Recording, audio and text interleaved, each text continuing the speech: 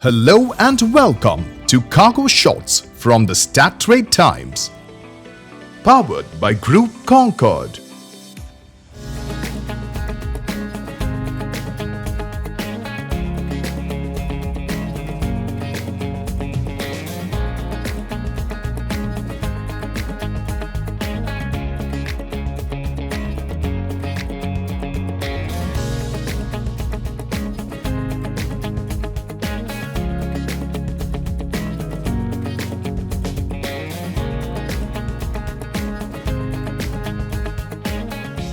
Here's our pick of the best news shots that made the headlines this week.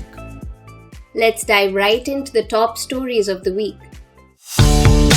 Singapore-based SATS has agreed to buy Worldwide Flight Services, or WFS for short, from an affiliate of Cerberus Capital Management, or Cerberus, at an enterprise value of $2.1 billion.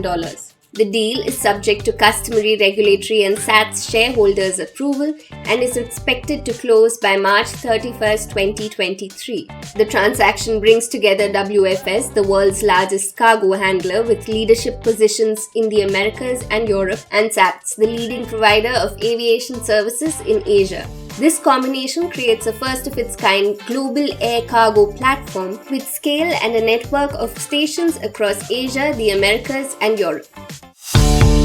Mediterranean shipping company SA, also known as MSC for short, has started developing a new MSC air cargo solution in response to consumer demand and as a complementary service to its container shipping solutions. The new cargo solution will be made available from early 2023 following the delivery of the first of 4 MSC-branded Boeing 777-200F aircraft to be operated by Atlas Air. MSC has appointed Gianni Davil, formerly employed with Delta Cargo, Emirates Sky Cargo and DHL, to lead and develop its air cargo operations.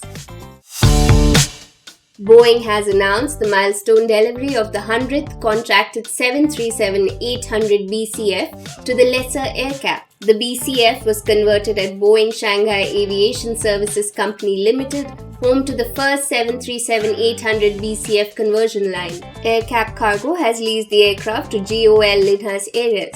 GOL will operate the freighter for a Latin American e-commerce company. DB Schenker has become the first global logistics provider to offer spare parts delivery via 3D printing. CEO of DB Schenker, Joachim Tevis, made the announcement at the first product show for the 150-year-old organization. The virtual warehouse lowers delivery costs, shortens delivery times, and protects the environment. The aim is to avoid unnecessary warehousing and to make supply chains even more stable, Tevis said. Now let's round up the headlines from IATA's World Cargo Symposium, or WCS 2022.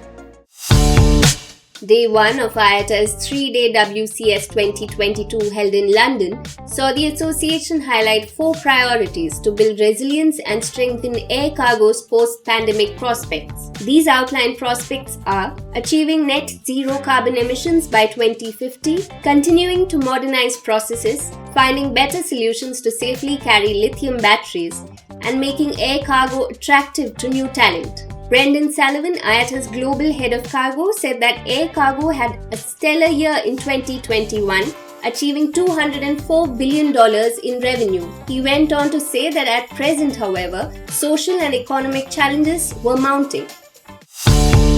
IATA will be trialling a CO2 emissions calculation tool specifically developed for cargo flights together with Etihad Airways. This trial will provide valuable proof of concept for the cargo component of the IATA CO2 Connect carbon calculator. IATA will be working with Etihad Cargo to track the necessary data for cargo shipments during a 3-month trial. IATA aims to launch the CO2 Connect for cargo, providing the industry with precise and consistent methodologies for both passenger and cargo operations by mid-2023.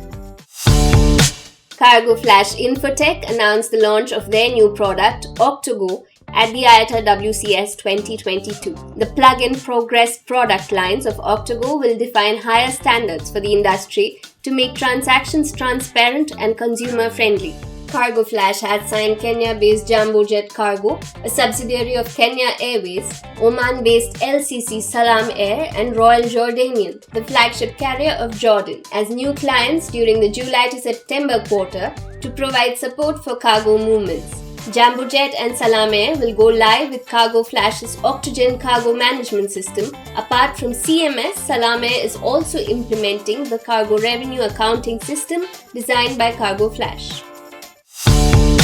UK-based SaaS company eCargoware on Tuesday announced that the Nairobi-based full freighter operator Astral Aviation has chosen the acclaimed Freight Manage airline and freight booking solutions to further expand its digital footprint. Astral Aviation's founder and CEO Sanjeev Gadia explained that the key focus for Astral Aviation was to sustain its rapid growth and increase its digital footprint. He added that they would be piloting the system as of September 2022.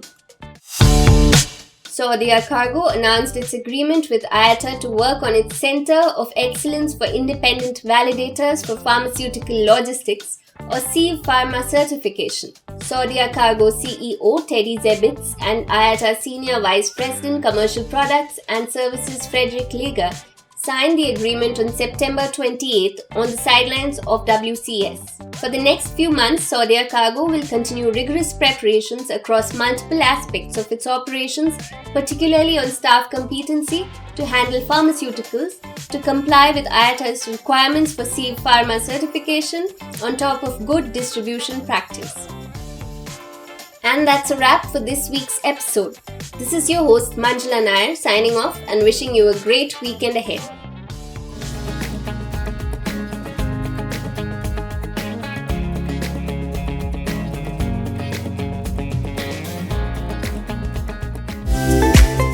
For the latest news on air freight, visit our website. Follow us on Twitter, LinkedIn, Facebook, Instagram, and subscribe to our weekly newsletter. Give our YouTube channel a visit and subscribe to access our past webinars and virtual conferences and access exclusive one-on-one interviews with global logistics leaders. Thank you for tuning in to Cargo Shots by the Strat Times, powered by Group Concorde. See you next week with a fresh roundup of cargo news makers.